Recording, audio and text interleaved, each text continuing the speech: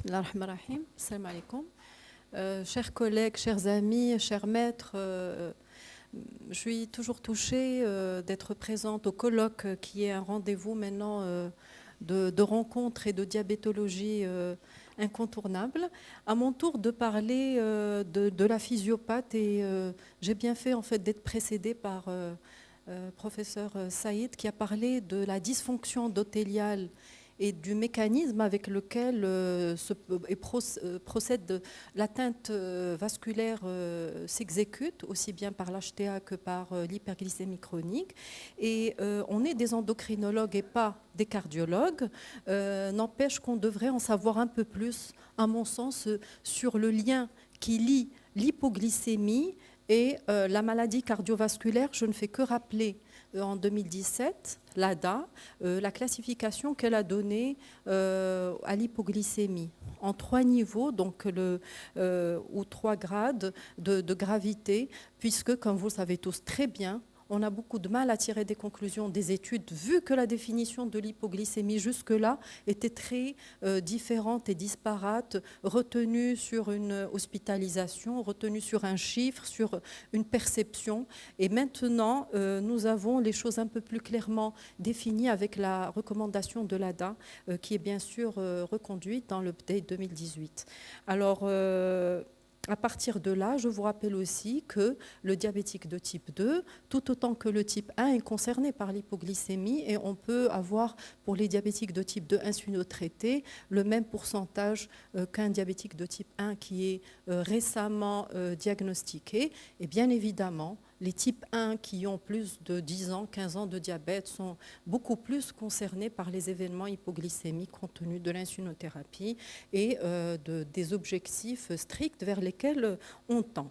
Alors, les études Accord, Advance, VIADT ont mis l'accent sur les hypoglycémies sévères et leur lien et leur association avec les événements cardiovasculaires.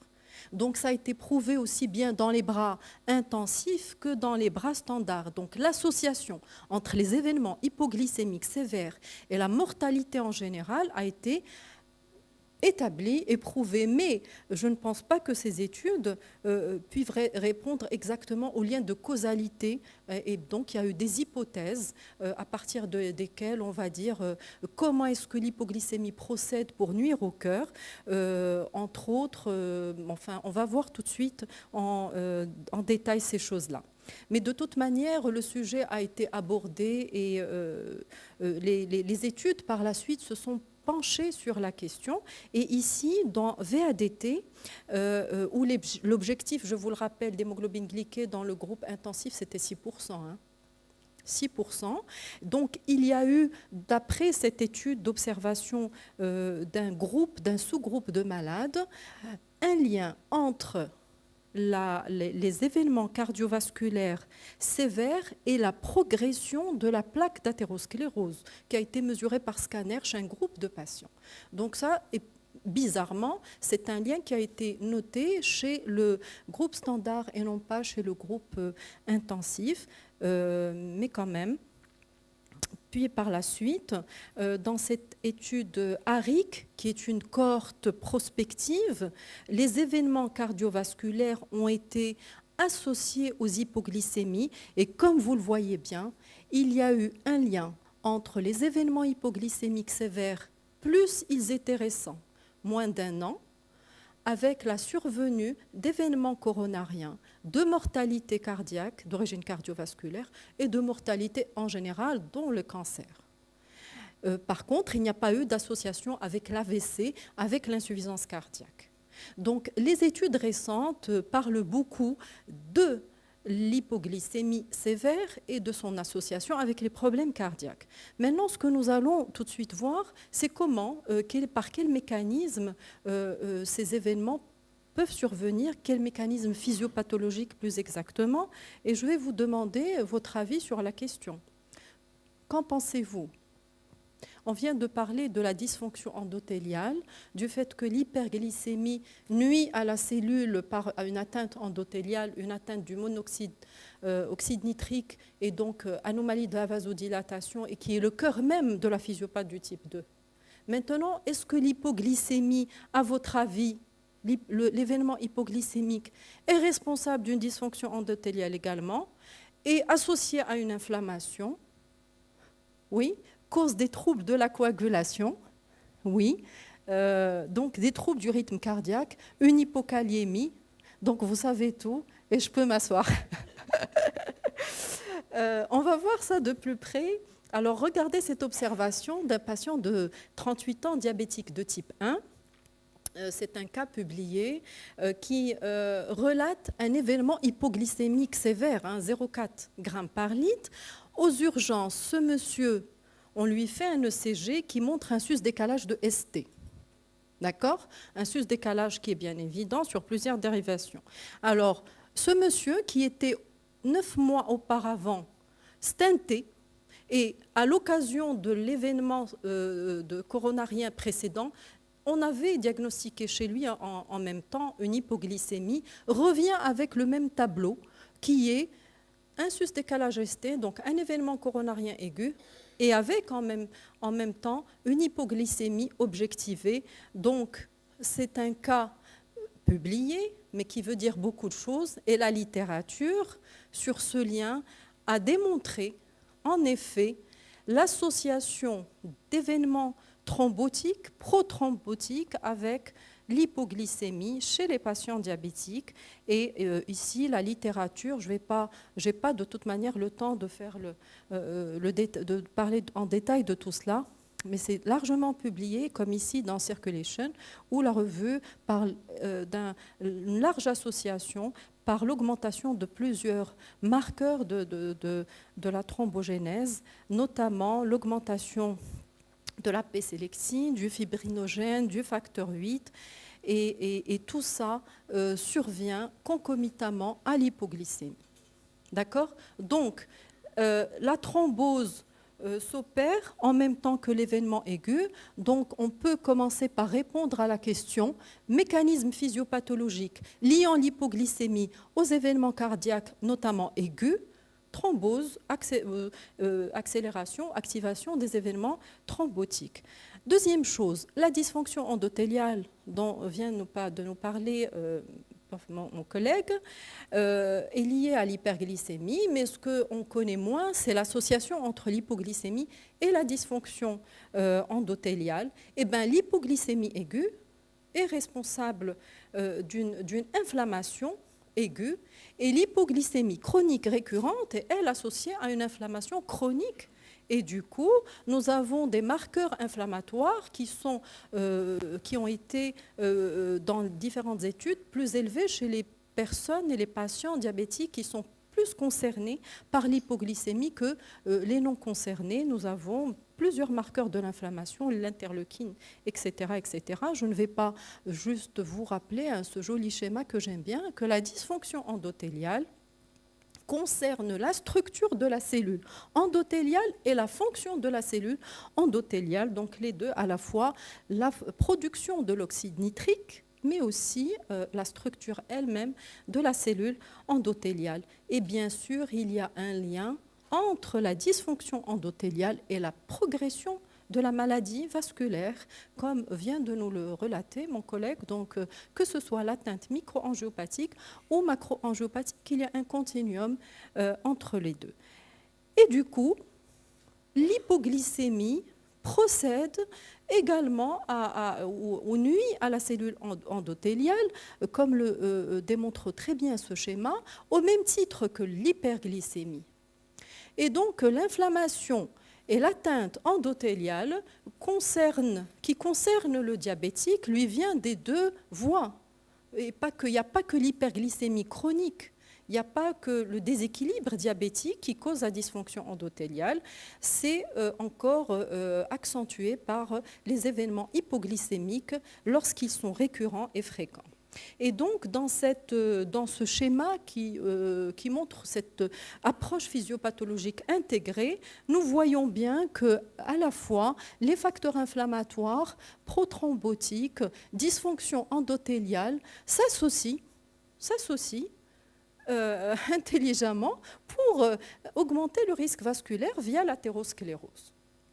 Donc l'idée que l'hyperglycémie chronique est délétère sur le vaisseau, etc., bien sûr, l'idée, le concept est vrai, mais que nous, endocrinologues, on se détache un peu de l'hypoglycémie, on l'associe aux événements cardiovasculaires sans analyser pourquoi. Et donc, deuxième élément de réponse, inflammation, dysfonction endothéliale. Donc maintenant, on sait que l'hypoglycémie s'associe aux éléments cardiovasculaires par au moins ces trois voies. Bien sûr, on doit parler de la réponse sympathique. Et vous connaissez tous très bien comment réagit la riposte adrénergique qui a lieu suite aux événements hypoglycémiques. Dès que la glycémie est inférieure à 0,7 g par litre, l'insuline arrête d'être produite. Donc il y a un blocage peptide C, proinsuline, peptide C et insuline. Et bien sûr, le premier défenseur qui rentre en jeu, c'est le glucagon. Après va venir l'adrénaline, noradré, et puis le cortisol et l'hormone de croissance. Apparition des symptômes adrénergiques, puis neuroglycopéniques, etc. Donc ce sont des éléments de réaction physiologique. Maintenant, cette réaction adrénergique qui s'opère et qui est une réaction de défense, qu'est-ce qu'elle a comme impact vasculaire, hein? Qu'est-ce qu'elle a comme retombée néfaste, notamment sur le système cardiovasculaire? Alors, bien sûr, une surexcitation cardiaque, puisque la réponse sympathique va, vous savez, les récepteurs adrénergiques existent au niveau du myocarde, cardiomyocyte, les vaisseaux. Et donc, les événements cardiaques, la réaction cardiaque et vasculaire suite à l'hypoglycémie, très clairement, nous allons avoir une augmentation de l'activité myocardique, du travail cardiaque, la consommation en oxygène, et on sait tous très bien que chez nos patients coronariens, événements coronariens, on n'a pas envie qu'ils soient trop équilibrés, ni qu'ils fassent d'hypoglycémie, c'est l'équivalent d'une épreuve d'effort. Et donc, ça, c'est exactement ce qu'il ne faut pas faire. Et qu'est-ce qui se produit, plus exactement? Donc, il y a sur le plan du rythme un allongement, comme vous pouvez le voir ici, ça a été très bien démontré, très bien étudié, de l'onde QT au moment de l'hyperactivation sympatho-adrénergique. Alors ici, c'est une étude expérimentale qui démontre qu'avec une hypoglycémie ici qui est provoquée chez les patients diabétiques, nous avons un allongement de QT. Donc des troubles du rythme qui surviennent suite à la réaction, à cette réponse adrénergique qui survient suite à l'hypoglycémie. Mais encore plus que ça, ces troubles du rythme varient en fait en fonction du nictémère. Alors, il a été décrit également que durant la journée, nous avons, où le diabétique aura plus tendance à faire des extrasystoles ventriculaires avec un allongement du QT, alors que le soir, via une réaction plutôt parasympathique, nous allons avoir d'autres troubles du rythme, d'autres anomalies du rythme cardiaque. D'accord? Donc, il y a une différence entre l'hypoglycémie diurne et nocturne. Et on sait tous très bien qu'il y a cette notion de death in bed syndrome, le décès nocturne des diabétiques de type 1. Les diabétiques de type 1 qui font des hypoglycémies nocturnes décèdent par des événements rythmiques. Donc, le mécanisme physiopathologique va être différent la nuit et le jour en fonction, en réponse à cette réaction adrénergique qui est concomitante à l'hypoglycémie. Donc, concernant le type 1, c'est une étude finlandaise et qui a été faite par un enregistreur numérique iPro2 qui a évalué les événements hypoglycémiques chez des patients diabétiques de type 1 sur une durée de 3 jours. Donc il y a eu un monitoring électrocardiographique et glycémique. Alors c'est un faible, disons, échantillon parce que dans ces études-là, on n'arrive pas à en faire beaucoup plus, mais qui montrent quand même qu'il y a, durant ces événements hypoglycémiques survenus chez ces diabétiques de type 1, plutôt qu'un allongement de QT, une réduction de QT, ce qui paraît paradoxal de ce qui est connu dans la littérature. Donc, les choses ne sont pas très bien explorées, les études manquent, et donc il y a a priori des anomalies électriques, des troubles du rythme à explorer et qui peuvent varier en fonction des patients diabétiques. Et certainement qu'il faudra en savoir plus, mais ce qui est sûr, c'est qu'il y a des troubles du rythme qui sont constatés. Et puis, je voulais aussi parler de cette observation un peu dramatique d'un patient diabétique de type 1 qui est décédé et qui était sous pompe à insuline.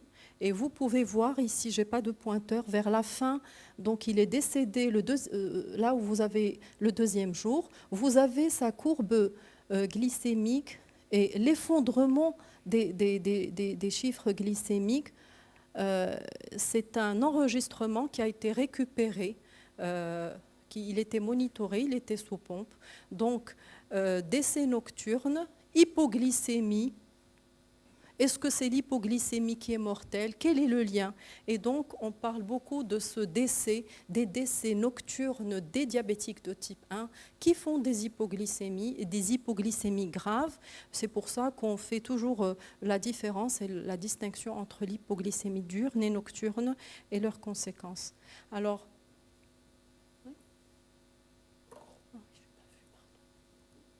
ok, merci.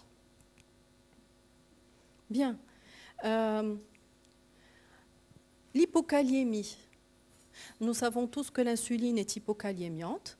Eh bien, l'adrénaline et noradrénaline, l'action ou l'activité adrénergique est également hypokaliémiante, comme vous le voyez sur le schéma. L'hypoglycémie s'associe à une hyperadrénergie. Cette réaction hyperadrénergique va également être à l'origine d'une hypokaliémie. Et si on a une hypokaliémie? Alors l'hypokaliémie est arythmogène, et ça c'est connu. L'hypokaliémie est arythmogène. On peut avoir différents types de troubles, des torsades de pointe, des extrasystoles, etc., des tachycardies. Et là également, on peut dire que l'hypoglycémie via la réaction sympathique cause l'hypokaliémie qui aggrave ce trouble arythmogène et qui contribue à léser le cœur en aigu. Voilà. Donc, pour compléter nos questions, on a déjà ici répertorié pas mal de réponses. Les anomalies de la coagulation, l'inflammation, la lésion endothéliale et les troubles du rythme cardiaque qui se voient à l'occasion de la réaction adrénergique. Et pour finir, y a-t-il des facteurs aggravants? On parle de la neuropathie autonome. Oui, ça aussi, c'était bien démontré que la neuropathie autonome cardiaque est là pour aggraver tout ce tableau-là et contribuer à ces événements de décès qui se voient chez le diabétique de type 1. Comment? Par l'altération du baroréflexe lors de la neuropathie autonome, sympathique, parasympathique, avec une atteinte du nerf vague. Les différentes études démontrent qu'il y a une anomalie qui est clairement établie, comme ici vous voyez, l'altération du baroréflexe, qui a un rôle essentiel dans l'homéostasie cardiovasculaire.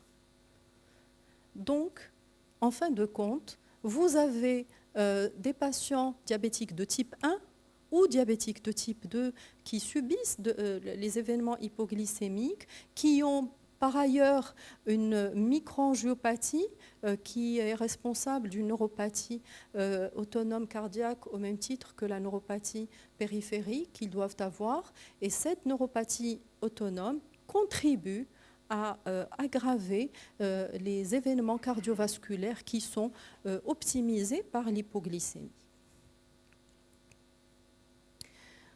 Donc, du coup, j'ai fini ce tour de questions sur la physiopathie de l'hypoglycémie et son lien avec les événements cardiovasculaires et ce beau schéma qui rappelle que l'hypoglycémie aussi au centre des problèmes cardiovasculaires et non pas seulement l'hyperglycémie avec l'inflammation, les anomalies de la coagulation, l'hypersympathie adrénergie avec les anomalies ioniques qui en découlent et bien sûr la dysfonction endothéliale qu'on lie toujours à l'hyperglycémie. Il faudrait qu'on décharge un peu aussi avec l'hypoglycémie.